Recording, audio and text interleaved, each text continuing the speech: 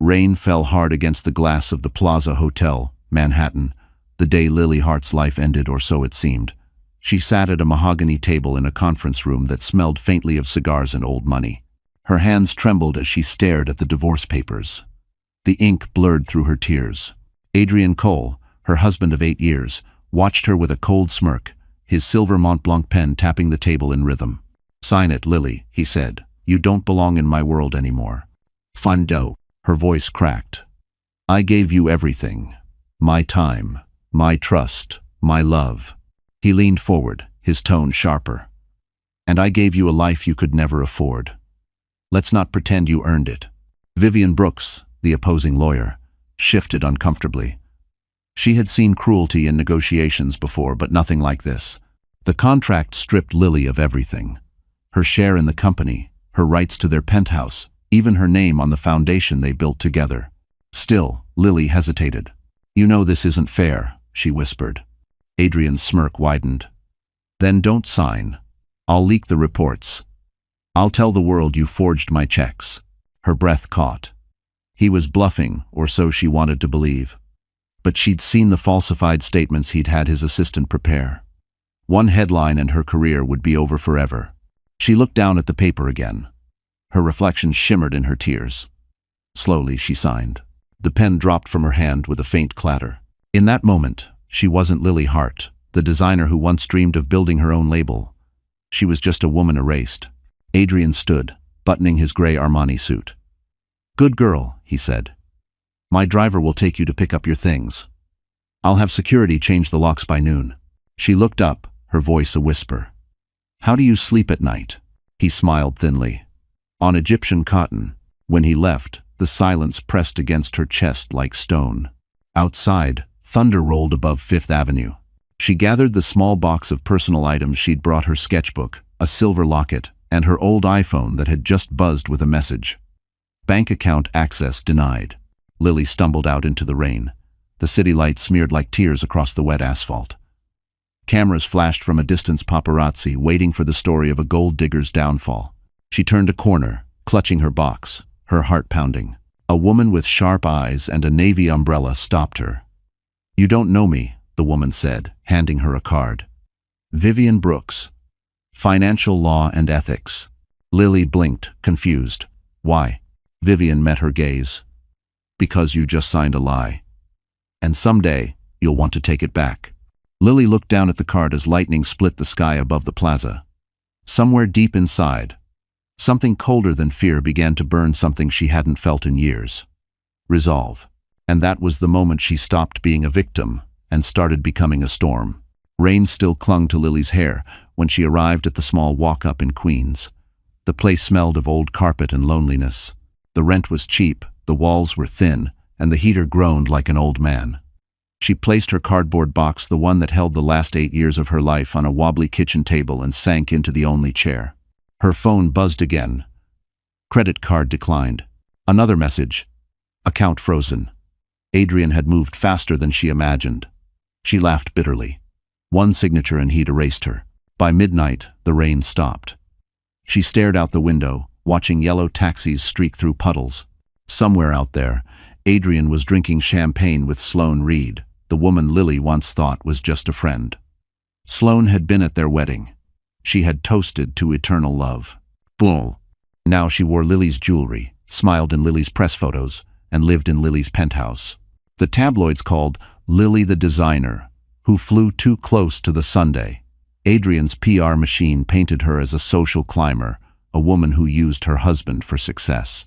Even her former clients canceled orders, afraid of being tied to a scandal. She tried to sleep, but the silence screamed. Every time she closed her eyes, she heard Adrian's voice. "You don't belong in my world." See, for 3 days, she didn't leave the apartment. She lived on black coffee and toast.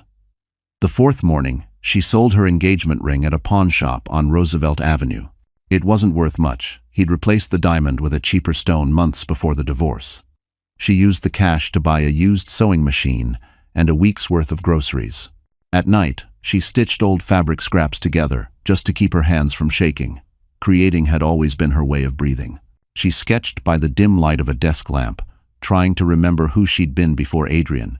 One evening, while working a late shift at Starbucks, she spilled coffee on a customer's laptop. The man, a young engineer named Jasper Hale, didn't yell. Instead, he smiled gently. "It's fine. Happens to everyone." He noticed the pencil behind her ear. "You design clothes?" "A little," she said quietly. "Keep doing it," he replied, sliding a business card across the counter. "Hale Materials Research, Beverly Hills." She slipped it into her apron pocket and forgot about it. The next day, a cruel twist came. Her former assistant, Rachel, leaked private emails to the press messages that made it look like Lily had begged Adrian for money. The humiliation was complete. She was trending on social media for all the wrong reasons. By nightfall, her landlord taped an eviction notice to the door. Payment overdue. She sat on the floor, surrounded by fabric scraps, her eyes red from crying. A small Kindle lay beside her, her only gift to herself since college. On impulse, she opened it. The screen loaded a book she'd downloaded years ago but never read, Atomic Habits. One line caught her eye. "You don't rise to the level of your goals. You fall to the level of your systems." She whispered the words, like a prayer. Then she tore a sheet from her sketchbook and began to write. Wake up at 6 a.m. Apply for sewing jobs. Save $10 a day. Don't let them win. Her hand steadied. She taped the list to the cracked wall. Outside, the city kept moving indifferent, merciless. But inside that tiny apartment, something had shifted. She had nothing left to lose, and that meant she had everything to build. And as she closed her eyes that night, she made a silent vow. Someday, they'll remember my name not because I was his wife, but because I rose from the ashes he left behind. Vass. 2 months later, the air in New York felt too heavy to breathe. Every street corner reminded Lily of what she'd lost: the cafe, where Adrian proposed, the Fifth Avenue boutique that once carried her designs, the gallery where they'd posed for glossy magazines. She couldn't walk a block without seeing a reflection of the woman she used to be, and she hated her. One night, while scrolling through job boards on her cracked iPhone, an ad appeared: assistant seamstress needed, Beverly Hills Couture Studio. It was posted by a small designer named Isla Ward. Pay: minimum wage. Housing not included. Lily hesitated, then whispered to herself, anywhere but here. She pawned her last pair of Louboutins, bought a one-way ticket to Los Angeles, and boarded a red-eye flight with 2 suitcases, a sewing kit, and a dream she didn't believe in anymore. When the plane landed, the California sun blinded her. She took the bus to Beverly Hills, dragging her suitcase across the sidewalk until she found the studio, a glass-front shop tucked between a yoga center and a juice bar. Inside, mannequins in silk gowns sparkled under warm lights. Isla Ward looked up from her sketches. "You're early," she said, her accent sharp but kind. "I figured being early might help you forget I don't have a portfolio," Lily answered softly. Isla studied her for a long moment, then nodded. "Can you hand sew invisible seams?" "Yes." "Good. There's coffee in the back and a pile of gowns that need saving. Welcome to couture." That night, Lily worked until her fingers bled. The satin fabric slipped through her hands like water, but her stitches were precise, controlled. It felt good to be useful again. She didn't tell anyone she used to own her own brand. She didn't even tell them her last name. She was just Lily, the quiet assistant. Days turned into weeks. She slept in a rented room behind a small bakery. The smell of croissants filled the air each morning. Her car, a dented Toyota Corolla she bought off Craigslist, barely ran, but it carried her to work every day. She made just enough to eat, to live, to survive. One afternoon, while Isla was fitting a celebrity client, a man entered the studio, tall, sun-kissed, wearing jeans and a black t-shirt. It was Jasper Hale, the same man from Starbucks. He smiled when he saw her. "Didn't think I'd find you here." She blinked in surprise. "You still remember me?" "Hard to forget someone who spilled espresso on my MacBook and apologized like she'd committed a crime." He chuckled. "I work nearby. My company's developing a way to grow lab diamonds with zero carbon output. We're testing how they could be used in fashion, maybe embroidery, maybe jewelry." Her eyes widened. "Diamonds. On fabric?" "Exactly," he said. "Most people think it's impossible." Most people haven't met me, she replied before she could stop herself. He laughed. Then maybe we should talk. That night, Lily couldn't sleep. She sat by the small window of her rented room, looking at the glowing LA skyline. For the first time in years, her heart stirred with something like hope. But deep inside, she still heard Adrian's voice echoing, "You don't belong in my world. Pokin." She looked out at the city, whispered back, "Then I'll build my own." What she didn't know was that her new beginning would soon collide with her past, and the same world she ran from was already waiting for her return. The first time Jasper showed Lily the diamond dust, it looked like glitter spilled across a sheet of white paper. Tiny, colorless fragments shimmered under the fluorescent light. "They're not mined," he explained. "Each one is lab-grown, pure carbon, crystallized under pressure. No blood, no politics, just brilliance." Lily ran her finger along the edge of the microscope tray. "You're saying you can stitch these into fabric?" "That's the dream," he said. "But the problem is, they melt the tool before they stick. Too much heat, too little control." She leaned closer, eyes sharp. "You're heating the adhesive to 120 degrees Celsius? Jasper raised a brow. "How do you know that?" "Because silk burns at 130, she said simply. "Lower the temperature. Switch the adhesive to a bio-based polymer. It reacts slower." He stared at her like she'd just solved a riddle. "You're wasted in a sewing room." She smiled faintly. "I know." Over the next few weeks, they worked side by side after hours in Jasper's small lab near Fairfax. The hum of the machine mixed with the soft jazz playing from an old speaker. Lily's hands moved with the patience of a surgeon. Every failed attempt left burns on her fingers. Every success a small victory. Once, at 2 a.m., the tool finally held a diamond without scorching. Jasper whooped like a child, spinning her around. She laughed for the first time in years. "You did it," she said. "No," he grinned, breathless. "We did it." They named the technique lattice loom embroidery. It was delicate, nearly invisible diamonds that shimmered as if floating in air. Lily saw endless possibilities. Gowns that didn't just sparkle but told stories. Still, money was tight. Jasper's investors pulled out, calling the idea too niche. Bills piled up, lab rent overdue. Lily began sewing small commissions for wealthy clients, hiding the exhaustion under lipstick and fake smiles.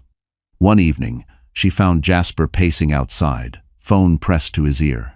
"What's wrong?" she asked. He sighed. "Our landlord's giving us 2 weeks. If we can't pay, the lab's gone." "Mun." She looked at the samples scattered across the table, their dream in pieces. "Then we sell it," she said. "To who?" "I don't know. Someone who believes in light." That night, she emailed a contact from her old life, an editor at Vogue Interiors. The subject line, "A new kind of sparkle." She attached photos of their prototype and hit send, heart-pounding. Days passed. No reply. Then, one morning, her phone buzzed. A reply from the editor, "Meet me in New York. If this is real, it could change fashion." Her stomach twisted. New York, the last place she wanted to go.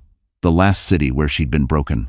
But she looked at Jasper, then at the glowing swatch of diamond-stitched tulle under the light. "I'm going," she said. He nodded slowly. "I'll book the tickets."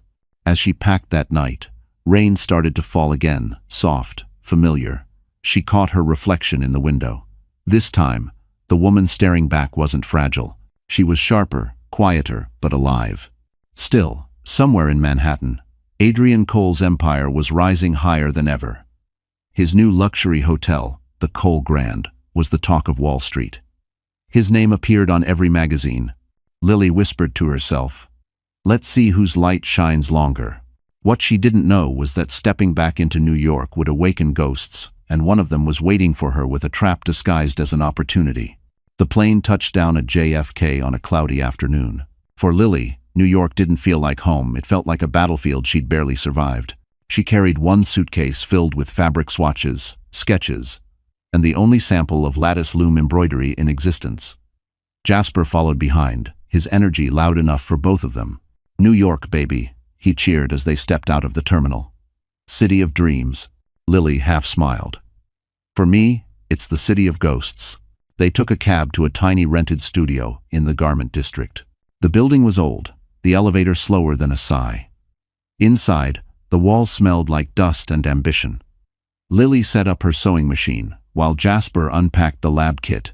They had one goal: finish a prototype dress for the Vogue Interiors meeting. 3 sleepless nights later, it was ready. A silk gown, weightless, shimmering like a night sky scattered with stars. When the editor arrived, a tall woman in a crisp Dior suit, she studied it for a long, silent minute. "Who are you people?" she asked finally. Lily stood straighter. "We're Heartline Studios, a collaboration between couture and science." The editor nodded slowly. "You're either brilliant or insane." "Maybe both," Lily said softly. The article came out 2 weeks later. Meet the woman sewing diamonds into dreams. Overnight, orders flooded in. Not from the rich and famous, but from women who'd read Lily's story and saw courage in her stitches. The first client, a widow from Boston, wrote, "I want a dress that reminds me light still exists." Lily cried when she read it.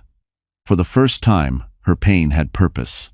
She named the brand Heartline, a fusion of her surname and the invisible line that connected hearts through art. Jasper became her partner in business, while Vivian, ever the strategist, handled legal structure from afar. But success didn't come without shadows. One evening, while Lily reviewed invoices, she noticed an email from an unknown sender. "Does Adrian know you're using stolen assets?" Attached was a photo of her standing beside Jasper, holding a lattice loom sample. Her blood turned cold. Someone was watching. She called Vivian immediately. "Stay calm," Vivian said. "Don't reply. Adrian's people are fishing. They think they still own you." Lily exhaled shakily. "How do I fight a man who owns the press?" "By owning the truth," Vivian answered. "Build something he can't destroy." So Lily doubled down. She rented a slightly larger studio on Fairfax Avenue, Los Angeles, moving production there to escape Adrian's reach. They filmed behind-the-scenes clips of artisans hand-stitching diamond dust, uploaded them to social media, and overnight, Heartline became the mystery brand everyone was talking about. Celebrities requested gowns for charity galas. Influencers begged for collaborations. Jasper handled tech investors, while Lily refined each dress until it whispered elegance and resilience. Yet, as the company grew, so did the tension between them. Jasper wanted faster expansion factories, mass production, press coverage. Lily wanted control, precision, and ethics. "You're thinking small," he argued one night. "We could be billionaires." She looked him dead in the eye. "I didn't start this to be rich. I started it to matter." Silence. The first crack in their partnership appeared. Still, the next morning, they shipped their biggest order yet, 7 gowns for a Paris exhibition. Lily watched the courier drive away and whispered, "We did it, Mom." She didn't notice the black Mercedes parked across the street.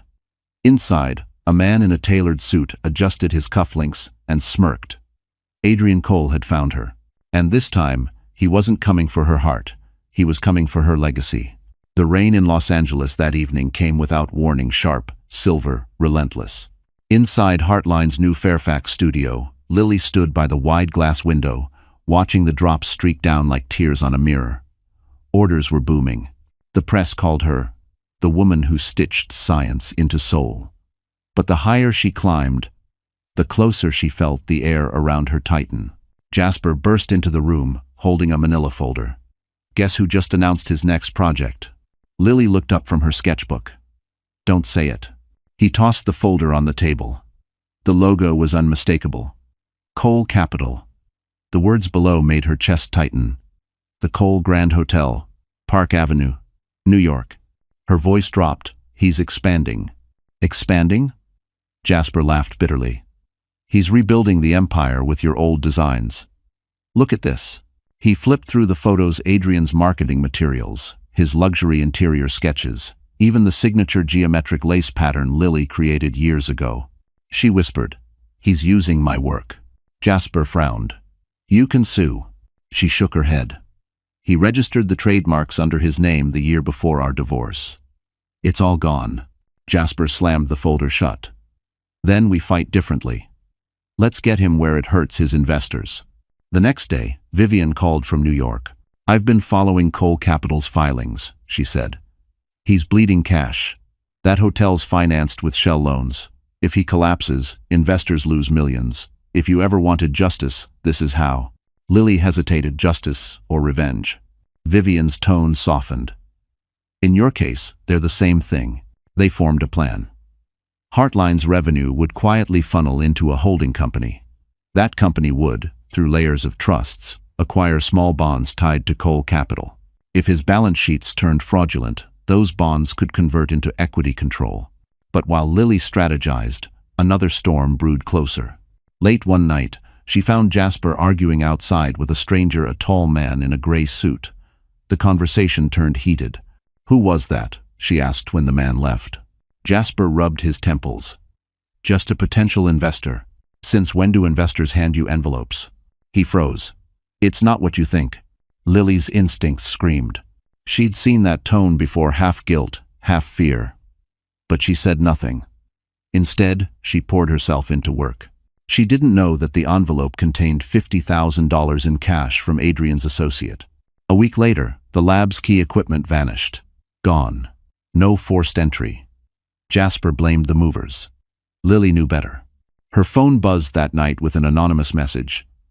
"You built Heartline on stolen tech. You'll burn for it." Attached was a blurry photo of her and Jasper in the lab. Panic surged through her. "Vivian, they're coming after me again," she whispered over the phone. Vivian replied calmly. "Then, we play smarter. Transfer all patents to a trust. I'll handle the paperwork." "But Lily," her voice dropped. "Don't trust anyone, completely. Not even Jasper." Lily's breath hitched. "Why would you say that?" "Because Adrian pays well," Vivian said quietly. "And he's desperate." That night, Lily worked alone until dawn. The hum of the sewing machine drowned out the rain. Every stitch was an act of defiance. Every spark of diamond dust, a reminder that beauty could still grow from pain. She looked at the glowing fabric, whispering, "You can steal my name, my work, my money, but not this." Then she lifted her head, eyes sharp. "Not me." But across town, Jasper was already sitting in a dim hotel bar signing a contract that would make him rich, and make her ruin complete. The morning light poured through the studio windows, soft and golden, but nothing about that day would stay beautiful for long. Lily arrived early, clutching a Starbucks cup, ready to finish the final gown for an upcoming Beverly Hills gala. Yet when she unlocked the door, the silence inside felt wrong. Her steps echoed. The machine's gone.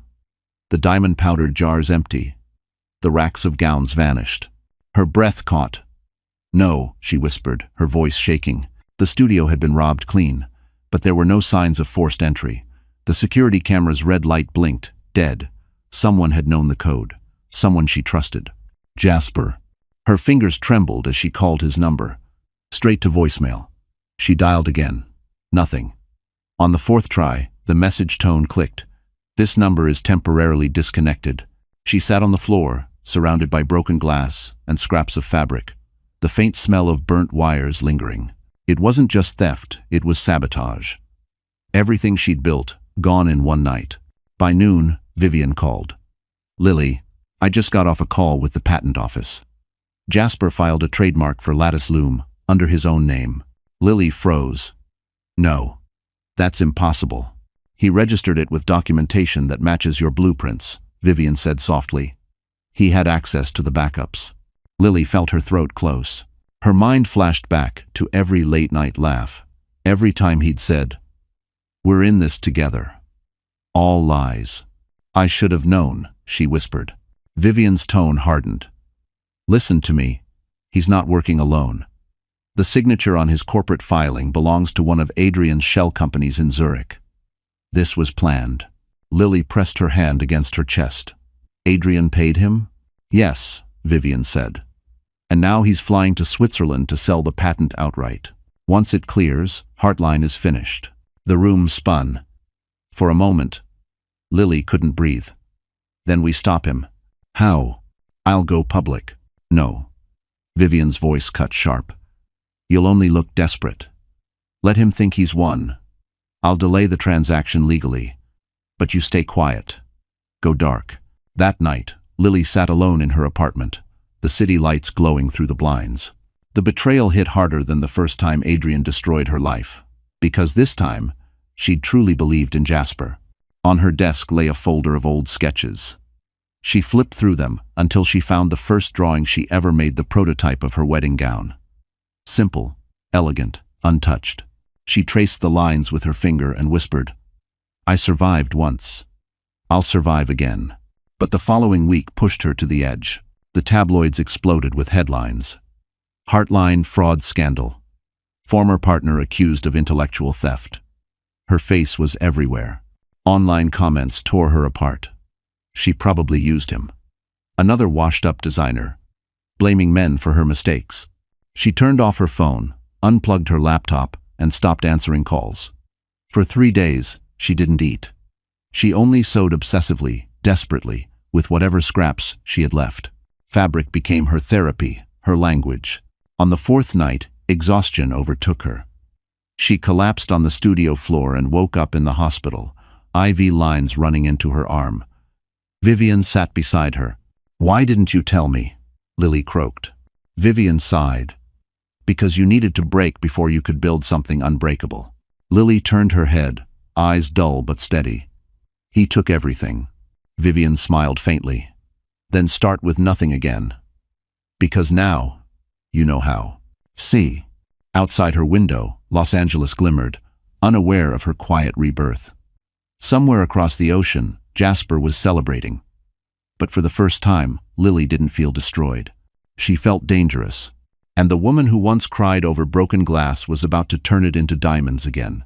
The hospital room was cold, the fluorescent lights humming like ghosts. Lily sat up slowly, staring at the rain tapping against the window pane. Her hands were still bandaged from sewing until they bled. The nurse had left a stack of mail on the side table, bills, a few sympathy cards, and one envelope with no return address. Curious, she opened it. Inside was a handwritten note on delicate stationery that smelled faintly of lavender. "Dear Miss Hart, you don't know me, but you once changed my daughter's life. She wore one of your dresses to her graduation. She said it made her feel strong. Don't let them take that from you. The world needs your light. M. Brooks." Lily froze. The name hit her like thunder. Brooks. Vivian's mother.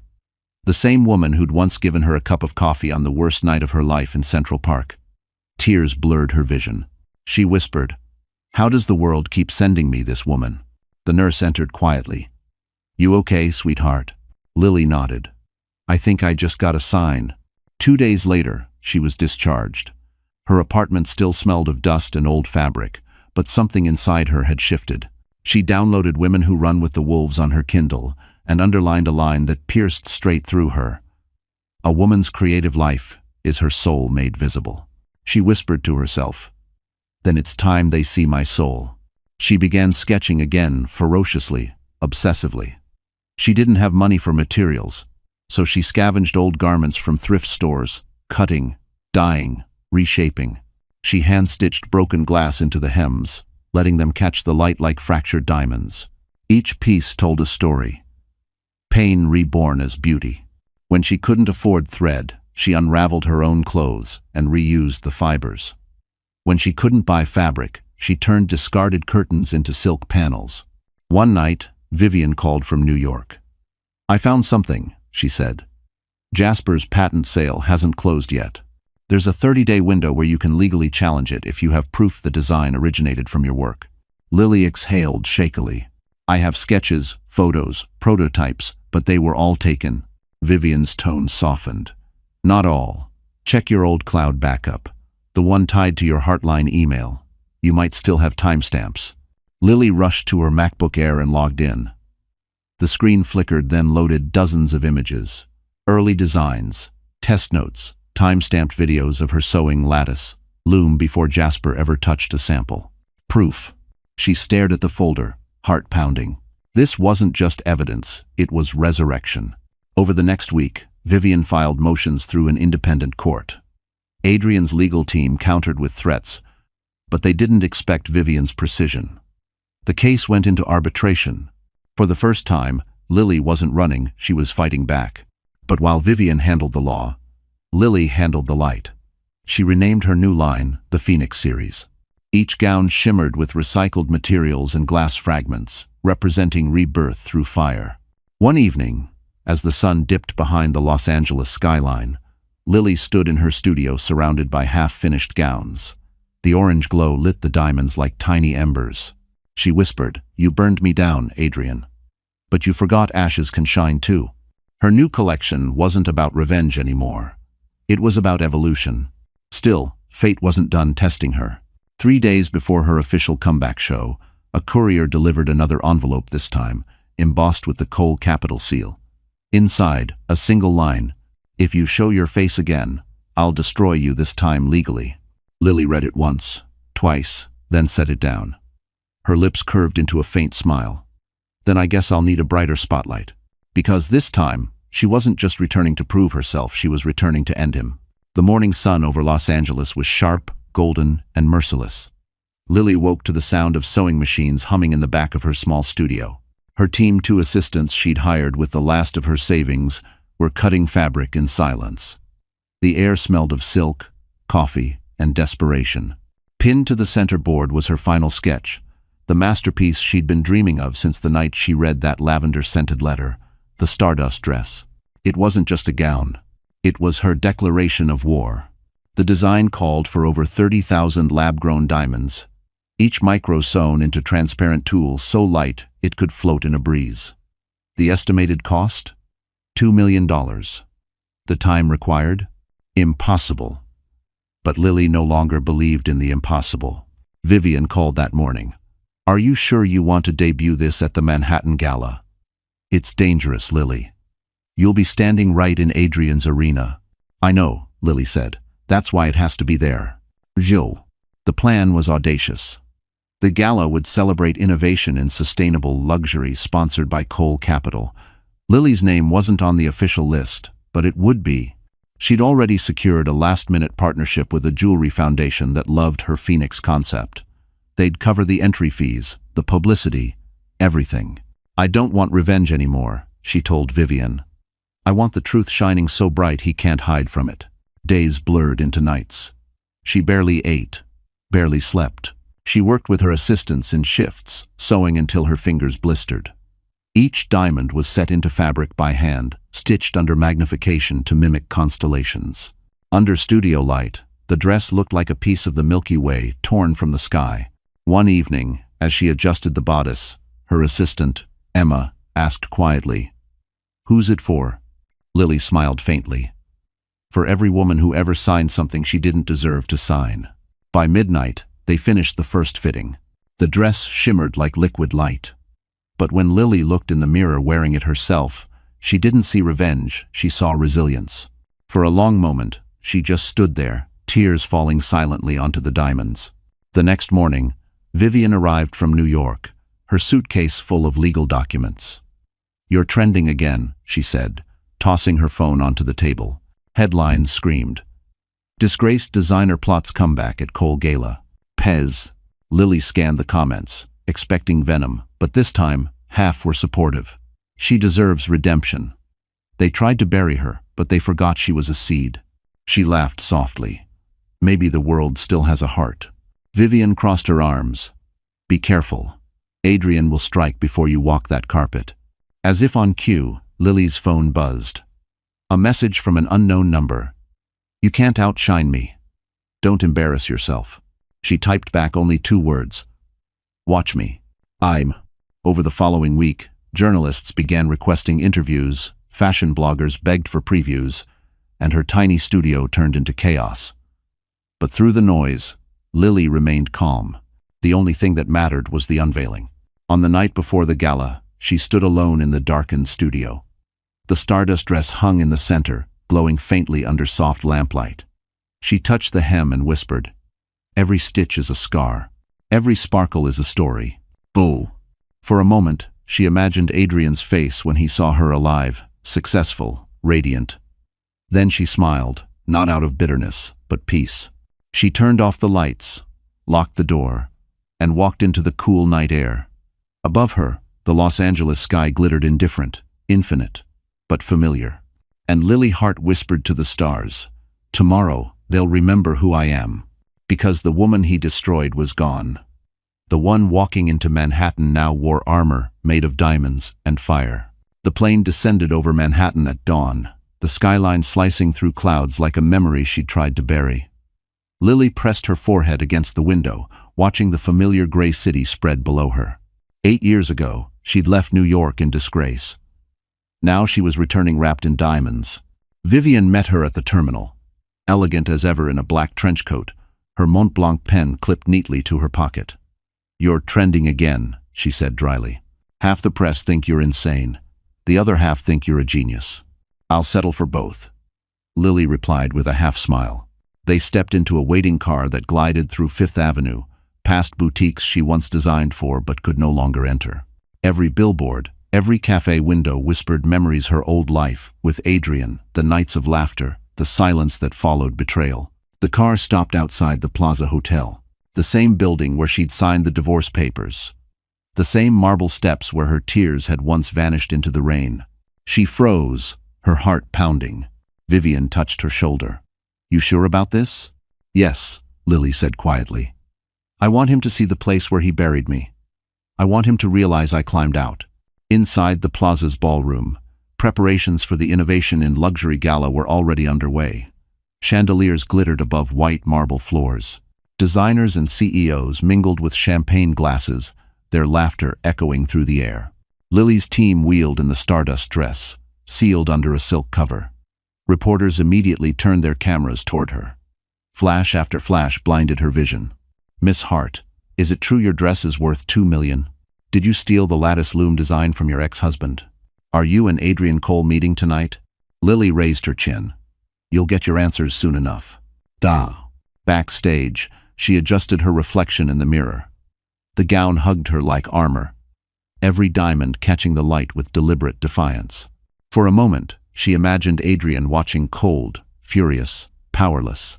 Vivian entered, holding a folder. "Before you walk out there, you should know Adrian's here." Lily didn't flinch. "Of course he is. He's sponsoring tonight's gala. And rumor says he's planning to announce a merger between Cole Capital and another conglomerate. If it goes through, he'll regain full control of his company. Then maybe," Lily said softly, "he'll lose it just as quickly." She took a deep breath, feeling the weight of 8 years settle and then lift. The MC's voice echoed through the ballroom. "Ladies and gentlemen, please welcome a woman redefining the boundary between science and couture, Miss Lily Hart of Heartline." Applause thundered. She stepped into the spotlight. Gasps rippled through the crowd. The stardust dress glowed under the chandeliers, each diamond scattering beams of light across the walls. It wasn't just a gown, it was rebirth made visible. Adrian stood near the champagne table, glass frozen in his hand.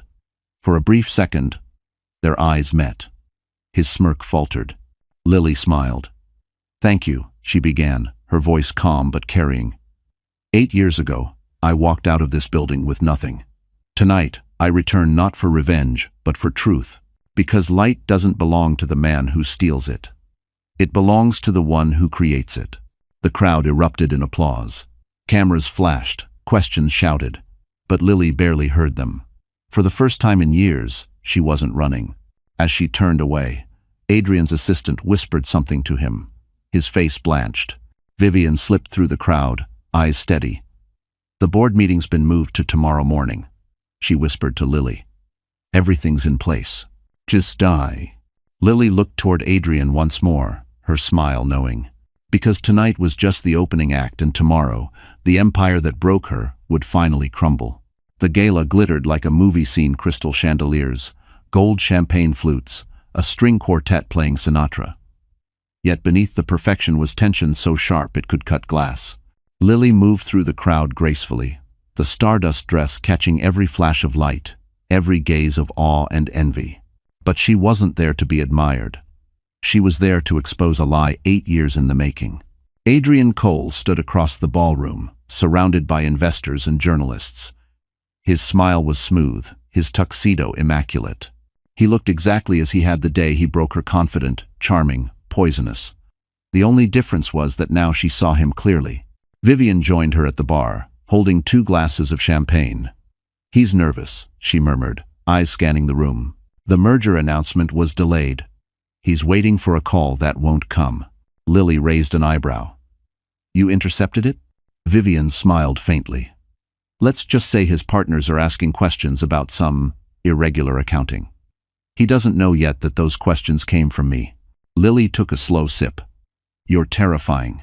That's why you keep me around, Vivian replied. Across the room, Adrian's gaze locked onto Lily. He excused himself from his circle and started walking toward her, every step deliberate. The room seemed to tighten around them, the music fading into background static. Lily Hart, he said smoothly, his voice dripping false charm. I didn't think you'd have the nerve to show your face here. She turned, smiling as if greeting an old friend. And miss the unveiling of your next stolen masterpiece? Never. He leaned closer, lowering his voice. Careful. Defamation still counts as a crime. 4. Then I'll make sure to show proof, she said, her tone calm but cutting. Wouldn't want you to worry about my legal manners. Adrian's expression faltered. For the first time, his mask cracked. Enjoy your evening, she added sweetly. It might be your last as a CEO. As he turned away, Vivian approached, phone in hand. The press conference is ready, she whispered. If you still want to do it. Lily hesitated. The plan was simple. She'd reveal the Stardust dress as not only an artistic triumph, but as tangible evidence of her rightful ownership of Lattice, Loom. The design patent registration was finalized that very morning, under Heartline Trust. Once announced publicly, Adrian's claim would be invalidated instantly. But something else stirred inside her. This wasn't just about reclaiming her work, it was about ending the fear that had shadowed her life. She nodded. Let's do it. 1. Minutes later, the MC called her back to the stage for a brief artist's statement. Adrian's eyes widened. He knew something was coming. Lily took the microphone. 8 years ago, she began, her voice steady. I signed papers in this very hotel that stripped me of everything. My name, my work, my worth. But you can't erase creation. Tonight, the world sees proof that light survives even in darkness. She turned to the screen behind her. A live feed projected images. Her original sketches, time-stamped videos, the patent confirmation filed under her name. Gasps rippled through the crowd. Reporters lifted cameras. Adrian's face turned pale. Vivian stepped forward, handing sealed folders to members of the press. Financial misconduct, she announced clearly. Fraudulent mergers. Evidence filed with the SEC. Chaos erupted. Adrian tried to speak, but his voice drowned in the flash of cameras and the rising murmur of disbelief. Lily stepped down from the stage, her dress gleaming like vengeance and starlight combined. She didn't look back. Vivian caught up to her near the exit. You did it, she whispered. Lily smiled faintly. No, she said, eyes glinting. This was just truth. Tomorrow comes justice. And as they walked into the cold Manhattan night, the city lights reflected in the diamonds of her gown, each one a promise that the empire built on lies was finally beginning to fall. By the time the last camera flash faded, Adrian Cole's empire had already begun to crack. The next morning, headlines exploded across every major outlet. Cole Capital under investigation. Alleged fraud and misappropriation. The woman he erased returns in diamonds. Lily sat in the corner booth of a small cafe on Park Avenue, her coffee untouched, the newspaper trembling slightly in her hands. Across from her, Vivian scrolled through her iPad, calm as ever. You started an earthquake, Vivian said. His partners are pulling out. The SEC's already frozen 2 of his subsidiary accounts.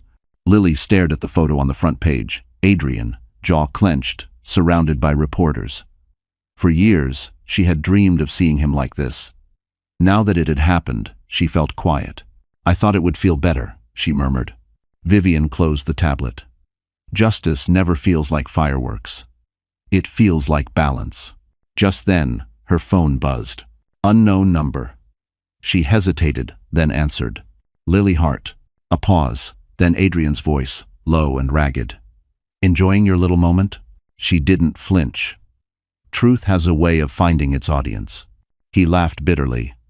You think you've won? I still have leverage. You forget I know things about you. I still have copies of our old contracts. One wrong move, and You'll what? She cut in.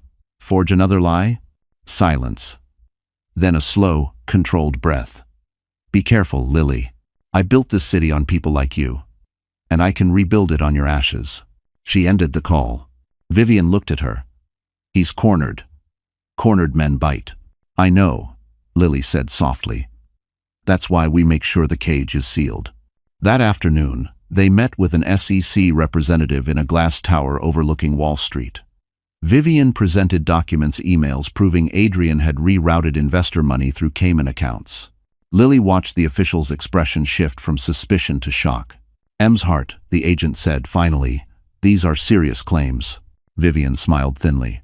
So is stealing 8 years of someone's life. When they left the building, the city felt different. The sky was clearer, the wind colder, sharper. Lily looked up at the skyscrapers, symbols of men like Adrian, and whispered, even stone can break. But Adrian wasn't finished.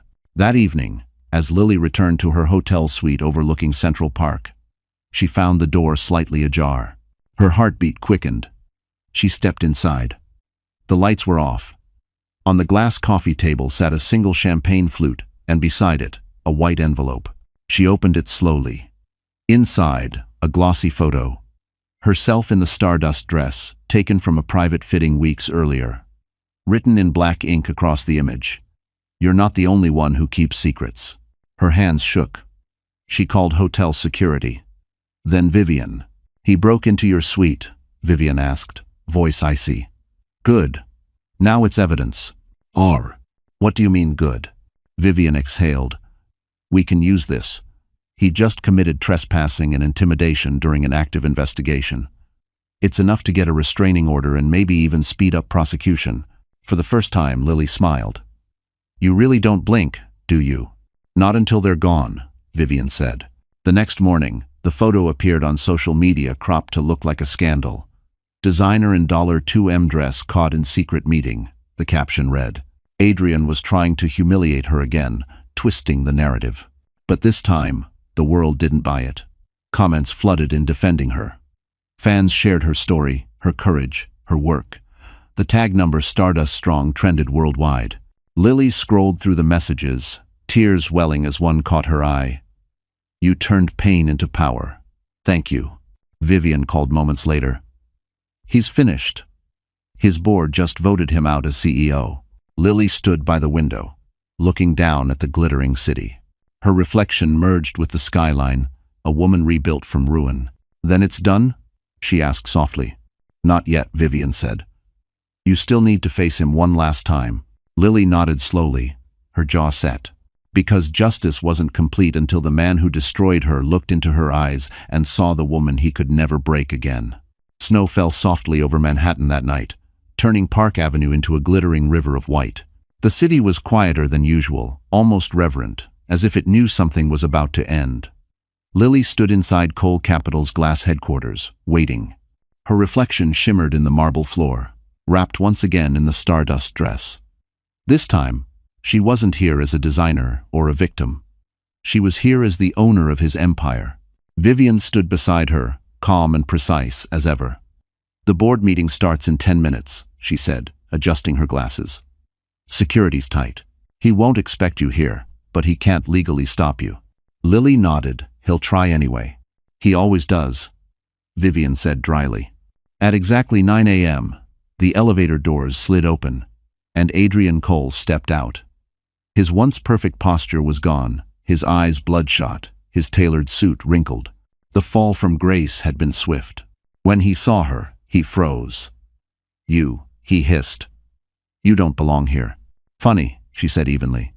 That's what you told me 8 years ago. When did? For a long moment, neither moved. The hum of fluorescent lights filled the silence. Then Lily walked past him, heels echoing against marble, and entered the boardroom. Adrian followed, fury in every step. Inside, the directors sat stiffly, papers spread across the table. They looked between Lily and Adrian with wary eyes. Vivian placed a folder in front of them. Ladies and gentlemen, she said smoothly, this meeting concerns the transition of control. As of this morning, the Heartline Trust has activated its convertible bond rights, granting Miss Lily Hart a 31% controlling interest in Cole Capital. A murmur swept the room. Adrian's face went pale. That's impossible. Those bonds were anonymous investments shell companies. Lily turned toward him. You taught me that trick, remember? Vivian slid another document across the table. And here's proof that you financed those same bonds with falsified statements. That's wire fraud, Mr. Cole. The room fell silent. Adrian's breathing grew ragged. You set me up, he whispered. Lily met his eyes. No. You set yourself up. I just stopped pretending to lose. One of the board members cleared his throat. Given these findings, I move to suspend Mr. Cole pending investigation. Seconded, another said. All in favor. Hands rose, everyone except Adrian's. He slammed his fist on the table. You think this changes anything? You'll never survive in this business. You don't have the name, the power. I have the truth. Lily interrupted. And unlike you, I don't need to lie to be seen. He stared at her, breathing hard, then let out a broken laugh. You wanted revenge. Congratulations, you got it. Lily shook her head slowly. Revenge was years ago. This is closure. Security entered quietly, escorting him out. He didn't fight. He just turned once more to look at her. You'll regret this, he muttered. I already did, she replied softly. Now I'm done. As the doors closed behind him, the tension in the room lifted like smoke. Vivian touched Lily's shoulder gently. It's over. Lily exhaled for what felt like the first time in years. No, she said. It's beginning. Later that evening, she walked alone through Central Park. Snowflakes caught in her hair, glowing under the streetlights. Her phone buzzed a message from the SEC. Case officially closed. Cole Capital transferred under Heartline Trust Management. She smiled faintly, pocketing the phone. The city that once broke her now bowed before her perseverance. Above her, the skyline shimmered. And Lily Hart whispered to the cold winter air, You took my voice. I built a symphony from the silence. The man who destroyed her was gone, but the woman he created would never fade again. Winter melted into a hesitant New York spring. For the first time in nearly a decade, Lily Hart woke without fear. The morning sun filtered through the tall windows of her new office overlooking Park Avenue. The same skyline that once mocked her now glittered in silent respect. Cole Capital's gold-lettered logo had already been replaced with a sleek new name, Heartline Holdings. Vivian entered with 2 Starbucks cups and her usual calm authority. Your 9 a.m. is waiting. The press wants a statement about Adrian's indictment. 1-0. Lily accepted her coffee, a soft smile on her lips. Let them write what they will. The truth's already louder than any headline. Vivian arched an eyebrow. You sound almost merciful. I'm not, Lily said. I'm just finished fighting ghosts. Still, the world wasn't done talking. Every news outlet ran her story. The Phoenix of Park Avenue. Women sent letters thanking her for surviving what they couldn't. Universities asked her to speak. Investors begged to back her next project. But behind the fame was exhaustion. Years of endurance pressing down all at once. She found herself one evening standing in the very ballroom of the plaza, now empty after an event. She ran her fingers over the marble columns, remembering the day she'd signed her name and lost her life. The memory didn't sting anymore. It pulsed like an old scar, proof of healing. Hard to believe, a voice said behind her. Lily turned. It was Jasper Hale, in a modest gray coat, his eyes tired but sincere. She hadn't seen him since the betrayal. What are you doing here? She asked coolly. I was subpoenaed, he said with a wry smile. Adrian's lawyers made me testify. They took everything from me. The money, the company. It's all gone. You made your choice, she replied. I know. He stepped closer, voice trembling. But for what it's worth, I never stopped believing in what we built. You were right. Light belongs to the one who creates it. 1. Lily studied him in silence, the past flickering behind her eyes. You stole from me, Jasper. Not just my work, my trust. He swallowed. And I'll spend the rest of my life earning it back. Not from you, maybe, but from myself. Something in his voice cracked, and for the first time, she saw not a traitor, but a broken man. She nodded once. Then start there. When he left, she stood alone beneath the chandeliers, letting the silence wrap around her. Forgiveness didn't mean forgetting. It meant reclaiming peace. 2 weeks later, she attended a charity gala hosted by the Metropolitan Museum. Her arrival silenced the room. The Stardust dress had been displayed inside a glass case, now insured, preserved, and admired as a symbol of resilience and brilliance. As she looked at it, Daniel Brooks approached Vivian's son, a quiet presence throughout her legal war. He handed her a small velvet box. "What's this?" she asked. He smiled shyly. "Not a proposal, not yet. Just something that doesn't belong in a case." Inside was a single lab-grown diamond, the first one she and Jasper had ever tested, slightly imperfect, faintly glowing. "It survived," Daniel said softly. "Like its creator." Lily's eyes glistened. "Maybe survival isn't the end. Maybe it's the start." He offered his hand. "Then, start with me." As they stepped onto the balcony, the city stretched beneath them, alive, endless, and hers. The sound of cameras flashed through the open doors, but she no longer feared the light. "Vivian once told me justice feels like balance," Lily whispered. She was wrong. It feels like peace. And as the wind carried her hair across her face, Lily Hart smiled, not as the woman Adrian broke, but as the woman who rebuilt her world from its ashes. The headlines eventually faded, but the echoes of victory didn't. For months, Lily Hart's name lingered everywhere, on magazine covers, podcasts, late-night interviews. The woman who took back her empire. She had become a symbol, not just of success, but of justice earned the hard way. Yet fame, she soon realized, carried its own weight. One chilly evening, she sat alone in her penthouse overlooking Central Park. The skyline glittered like a field of diamonds, but she felt no need to own any of it. On the table beside her, a stack of unopened invitations, from fashion houses, investors, even talk shows, sat untouched. She flipped through them idly, each one offering something shiny but hollow. Vivian entered quietly, a folder under her arm. "You're turning down Vogue, Time, and Harper's Bazaar all in one day. I'm starting to think you enjoy torturing publicists." Lily smiled faintly. "I don't need another photo shoot. I just want silence." Vivian sat opposite to her. "Silence isn't something people like us get to keep." Lily looked out at the city. "Then maybe I'll make some." The next morning, she shocked the press by announcing she was stepping down as CEO of Heartline Holdings. "It's time to give others a chance to create," her statement read. "Power isn't meant to be kept. It's meant to be shared." The board was stunned, but she stood firm. Vivian would remain as chairwoman, Daniel would lead the innovation division, and Lily would retreat, not to escape, but to breathe. She spent weeks traveling quietly, a cabin in Vermont, a beach house in Malibu, a small cottage near Lake Tahoe. Everywhere she went, she found pieces of herself she hadn't realized were missing. One evening, she sat on the porch with Daniel, watching the sun dissolve into the lake. "You know," he said, passing her a mug of coffee, "I think people mistake peace for weakness." She chuckled. "So did Adrian." Daniel leaned closer. "Do you ever think about him?" Lily hesitated. "Sometimes. Not the man himself, but the lessons he left behind. Pain can be a great teacher if you survive it."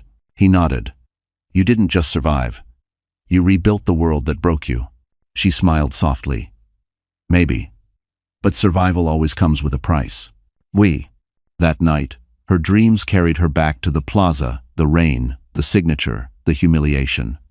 Only this time, she wasn't crying. She was walking away calmly, her reflection in the marble no longer small but powerful. When she awoke, she made a decision. She returned to New York quietly and visited a women's shelter in the Bronx. No cameras, no reporters. Just Lily in jeans and a soft wool coat, speaking to women who'd been silenced by fear and power. She listened to their stories, each one a mirror of her own past. One woman whispered, "How did you survive when they took everything?" Lily smiled gently. "They didn't take everything. They just made space for what mattered." Within weeks, she established the Heartline Foundation, funding grants for women starting over, from single mothers to aspiring designers. Her new mission wasn't about wealth, it was about legacy. That evening, back at her penthouse, she found an envelope on her doorstep. No name, no seal. Inside, a check, blank, unsigned, and a single note, "For what I can't undo." She recognized the handwriting. Jasper.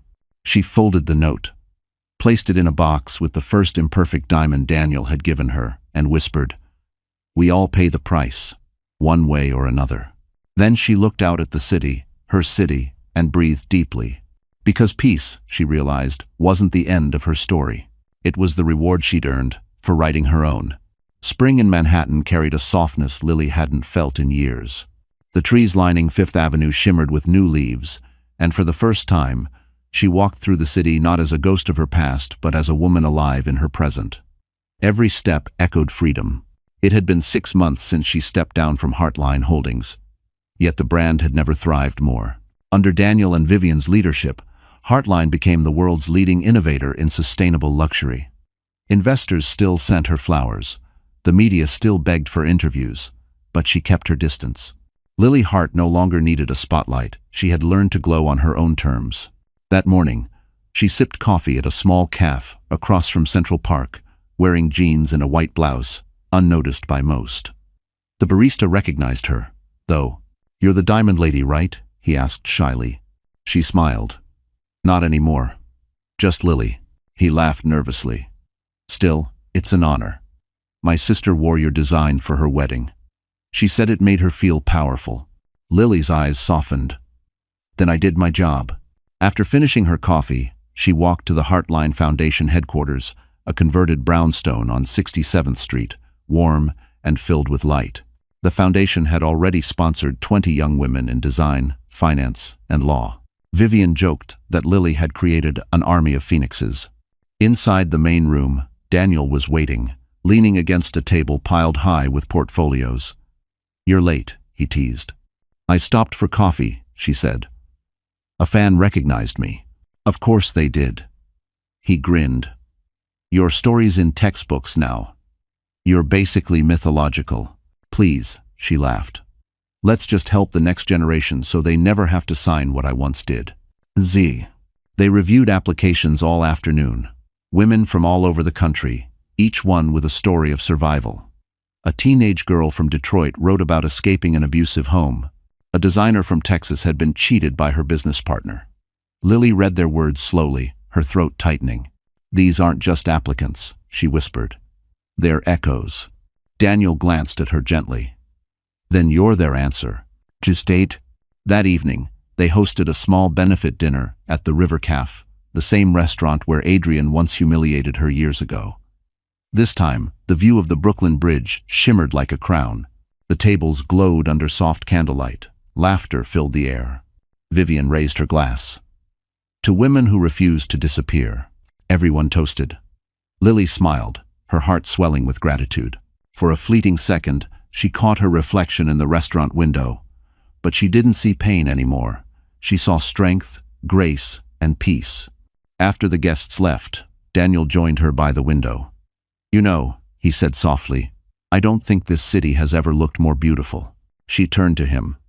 "That's because we finally stopped chasing it. We built our own." He reached into his pocket and pulled out a small velvet box. Not the same one as before, but similar. "It's not diamonds," he said with a smirk. Inside was a simple gold band, engraved with a single word, "Begin." Her eyes filled with tears. "Daniel." He took her hand. "No promises, no grand gestures. Just a beginning, on your terms this time." She nodded, voice trembling. "Then yes, let's begin." Outside, the lights of Manhattan glittered like scattered stardust. The same stardust that once adorned her dress, her name, her story. Lily leaned her head against Daniel's shoulder, watching the reflection of the bridge on the water below. "Funny," she whispered. "He built towers, but I built light." And as the night settled around them, Lily Hart finally understood the greatest revenge was not destruction. It was living freely, brilliantly, without fear ever again. The world moved on, but the past never truly disappeared. One cold November morning, as the first snowflakes drifted across the Manhattan skyline, Lily sat in her office at the Heartline Foundation reviewing reports. The city hummed below her alive, steady, almost peaceful. She'd spent 2 years building lives instead of fighting for her own. Yet peace, she knew, had a price. Her assistant knocked softly. "There's someone here to see you. No appointment." Lily frowned. "Who is it?" The assistant hesitated. "He says his name is Adrian Cole." While the room went silent, Lily set her pen down. "Send him in." Moments later, Adrian entered. He looked nothing like the man she once knew. His tailored suits had been replaced by a plain black coat, his hair silvered, his eyes sunken with regret or something pretending to be it. He stood before her desk, voice low. "I thought you'd have me thrown out." "I considered it," she said evenly. But curiosity won. Adrian smirked faintly. "Still sharp." "Still done," she corrected. He studied her for a long moment. "You destroyed me." "No," she replied calmly. "You destroyed yourself." "I just stopped covering your mess." He exhaled slowly. "I didn't come to fight. I came to tell you I'm sick. Stage 4 pancreatic. 6 months, maybe less." Her expression didn't change, but her fingers tightened on the edge of her desk. "Why are you telling me this?" "Because," he said quietly, "you're the only person I ever truly lost." "Why?" Lily stared at him, memories flashing like lightning. The humiliation, the nights of silence, the cruel smile as he made her sign her life away. "You didn't lose me, Adrian. You threw me away." He nodded slowly. "Maybe. But when everything collapsed, I realized every tower I built was hollow. You were the only thing real." Lily rose, crossing the room until she stood inches from him. "Do you want forgiveness?" His voice cracked. "I don't deserve it." "You're right," she said softly. "But I'll give it anyway. Not for you, for me." Adrian's eyes glistened. "Why?" "Because I refuse to carry you anymore." He swallowed hard, nodding. "I thought you'd want to see me suffer." "I already did," she whispered. 8 years ago, when you made me sign those papers." They stood there in silence, the weight of history thick between them. For the first time, Adrian's arrogance faded completely. He looked small, human, broken. Before leaving, he pulled a small velvet pouch from his pocket and set it on her desk. "I sold what was left of my shares. The money's useless to me now. Use it for your foundation. Maybe to build something better than I did." Lily didn't answer. When he left, the office felt strangely lighter, as if a shadow had finally moved on. That night, she walked through Central Park alone. The lamps glowed through the falling snow, soft and forgiving. She thought about the man he had been, the woman she had become, and the strange symmetry of it all. Forgiveness wasn't a victory march. It was release. She called Daniel later that night. "He came to see me." Daniel's voice was quiet. "And?" "I forgave him." There was a pause. "Then it's really over." She looked out at the skyline, snow catching the city lights like tiny stars. "No," she said softly. "It's finally complete. Gentlemen." A week later, she received a notice. Adrian Cole had passed away quietly in his sleep. She closed her eyes, whispered a small prayer, and set his velvet pouch into the foundation's donation vault. For the first time in her life, Lily Hart felt entirely free, not from him, but from the weight of ever needing revenge again. Winter faded gently that year. The city thawed under a soft March sun, and with it, Lily felt something inside her thaw too. For the first time in a decade, there were no wars to fight, no ghosts to chase, no headlines to survive. Just mornings that smelled of coffee and peace. She sat on the balcony of her penthouse overlooking Central Park, wrapped in a cream cardigan, reading letters from Heartline Foundation scholars. Each envelope carried stories of women who'd rebuilt their lives, seamstresses, entrepreneurs, mothers returning to school. They all thanked her for giving them light. Daniel stepped outside carrying 2 mugs. "You've read those every morning for a week," he teased. "They remind me why it was all worth it," she said, smiling. He leaned on the railing beside her. "You know, you could write your own book. The world still wants your story." Lily chuckled softly. "Maybe one day. But right now, I'm tired of talking about pain. I want to live in what came after." He nodded, understanding. They stood in silence, watching children play in the park below, laughter drifting upward like music. Later that day, She visited the Heartline Foundation's new training center in Brooklyn, a renovated warehouse filled with sewing machines, light, and color. On the wall hung a framed photo of the Stardust dress, beneath it a quote in gold letters, "You can't destroy light, you can only delay its rise." As she walked through the room, one of the students approached shyly. "Miss Hart?" "Yes?" "I just wanted to say, I read about what you went through. When I'm afraid, I think of you. You make me believe women like us can start again." Lily smiled warmly. "We don't just start again, sweetheart. We start better." The young woman grinned and returned to her sewing machine. Lily lingered for a moment, watching the quiet rhythm of creation. The sound of needles clicking against fabric felt like a heartbeat. Steady. Alive. That evening, the foundation hosted a small dinner to celebrate its first year. Vivian gave a brief speech, wry and brilliant as always, then raised her glass. "To survival that turned into strength," she said, "and to a woman who taught us that rebuilding isn't about revenge, it's about rising." Applause filled the room. Lily smiled, humbled, her heart swelling with gratitude. After dinner, Daniel found her standing by the window, gazing at the Manhattan skyline. "You know," he said, "I've never seen you this calm." She turned to him. "That's because I finally stopped trying to prove anything." He smiled. "And yet, you proved everything." Outside, the city glittered like stardust, scattered across the sky. Lily felt the same awe she had years ago, the night she first sewed diamonds into tulle. But now, she understood. The real sparkle wasn't in fabric or fame. It was in the quiet strength of peace hard-earned. Later that night, she returned home and opened an old wooden box she hadn't touched in years. Inside lay her wedding ring, her first sketchbook, and a small note written by her younger self. "Don't let them take your light." She smiled.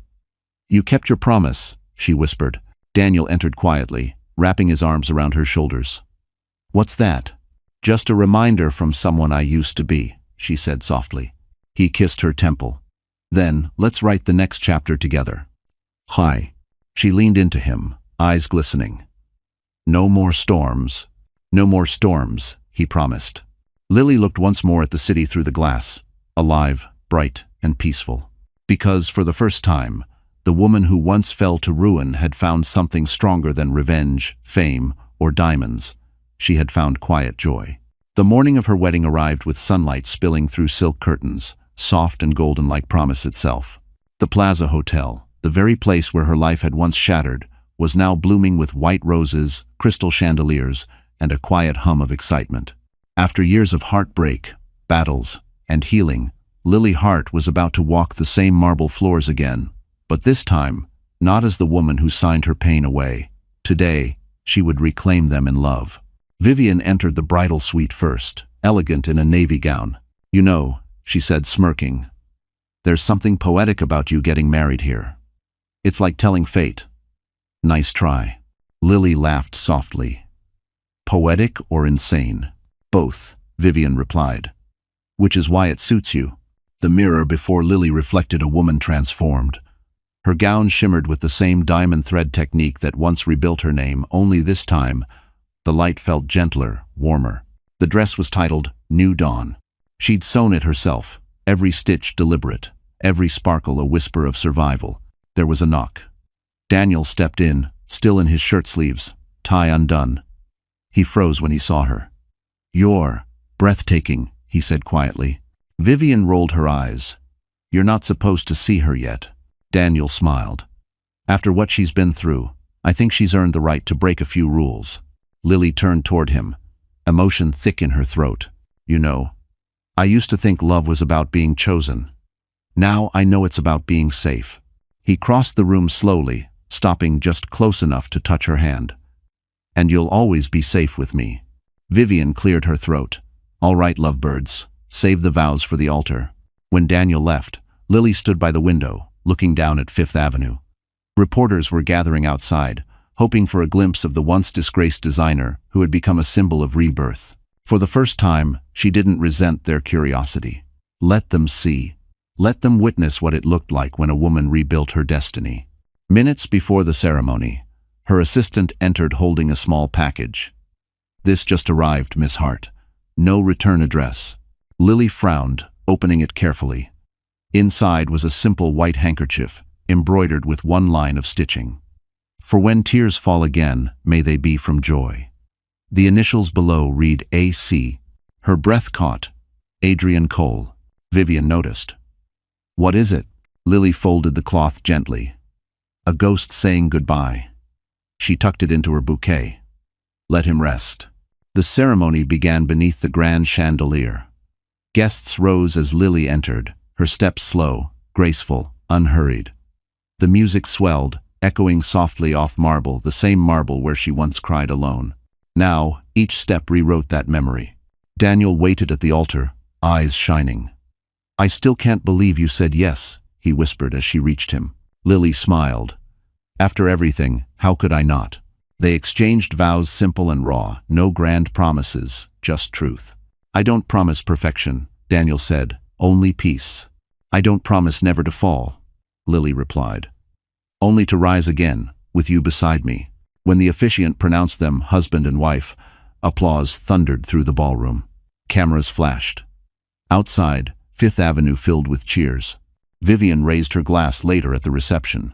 To Lily, heartproof that grace can outshine gold, and that even the plaza can witness miracles twice. Lily laughed, tears finally spilling down her cheeks. Daniel took her hand as they stepped onto the balcony, overlooking the glittering Manhattan night. You did it, he whispered. She shook her head softly. No, we did. Below them, the city glowed alive, forgiving, eternal. And as Lily leaned into Daniel's embrace, she realized she had come full circle. The place that once broke her now blessed her. Love had rewritten the ending. The morning after the wedding, New York woke to headlines that read, From divorce to diamonds, Lily Hart marries at the plaza, 8 years after signing her freedom away. But for once, Lily didn't care what the world said. She was no longer living for the story people wrote about her. She was living for the one she chose to write herself. The penthouse was quiet except for the hum of the city outside. Daniel was still asleep, his arm resting gently over her waist. The sunlight filtered through the sheer curtains, catching the ring on her finger, a lab-grown diamond, the same kind she'd once stitched into fabric. A symbol of what she'd learned. Beauty could come from pressure, brilliance from pain. She slipped out of bed and stepped onto the balcony. Below her, Central Park shimmered in the early morning light, alive and peaceful.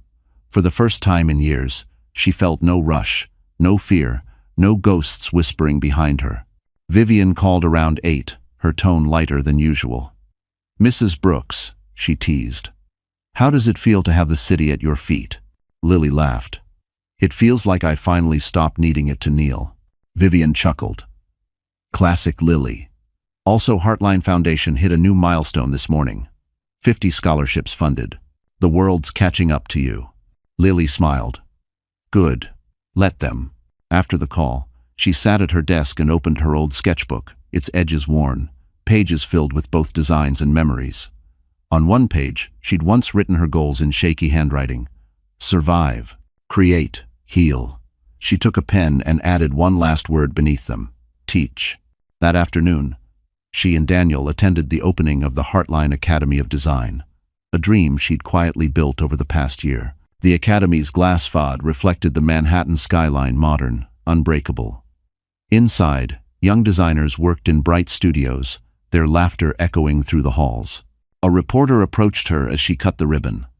Miss Hart, what inspired this academy? Lily smiled. Failure, loss, and every woman who's ever been told she wasn't enough. I wanted to build a place where creativity isn't measured by power, but by courage. As the cameras flashed, she felt no fear of the spotlight anymore. Fame wasn't her fuel, it was her amplifier. That evening, during the gala celebrating the Academy's launch, Daniel found her standing near a display case that held the Stardust dress. It now belonged to the school, not her. You're giving it away? He asked softly. She nodded. It doesn't belong to me anymore. It belongs to the women who need to remember they can shine after they break. Chapter 1. Daniel slipped his arm around her shoulders. You realize you've become a legend, right? She smiled. Legends fade. Legacies grow. Later that night, As guests left and the city lights blinked beyond the windows, Lily walked alone through the empty hallways. She ran her fingers along the walls of her academy, feeling the pulse of everything she'd built. Every heartbreak, every betrayal, every scar, it had all led here, to peace, to purpose, to love. She stopped by a classroom window and looked out over the city that had once devoured her and now carried her name in gold letters. "Thank you," she whispered to the city, to fate, to herself. Her phone buzzed with a new message from a scholarship student. "I don't know how to thank you. You saved my dream." Lily typed back, "You don't owe me thanks. Just promise to help the next girl who forgets her worth." She turned off her phone and gazed at the skyline one last time that night. Because her story was no longer about loss or revenge, it was about legacy. And as the lights of New York shimmered like diamonds across the horizon, Lily Hart finally smiled, not as the woman who survived, but as the woman who built light itself. So that's it, my friends. Our story has come full circle. If you're still here right now, listening, watching, feeling, maybe something in Lily's journey touched a quiet place in your own heart. Because this story isn't just about betrayal or revenge. It's about healing. About standing up again when the world tells you you're finished. Marcus Aurelius once wrote, "The soul becomes dyed with the color of its thoughts." And Lily taught us exactly that. Pain may stain you for a while, but it doesn't define you. You choose what color to become after the fall. Maybe life has taken things from you. Love, trust, hope. But like Lily, you can rebuild. You can turn heartbreak into strength, silence into peace, and loss into light. That's the quiet magic of resilience. If this story made you feel something real, a little hope, a little courage, then don't let it end here. Hit like, share this video with someone who needs a reminder that they can rise again, and subscribe so we can keep walking this journey together. Because sometimes, the story you watch becomes the story you live. And maybe, just maybe, your own light is about to return.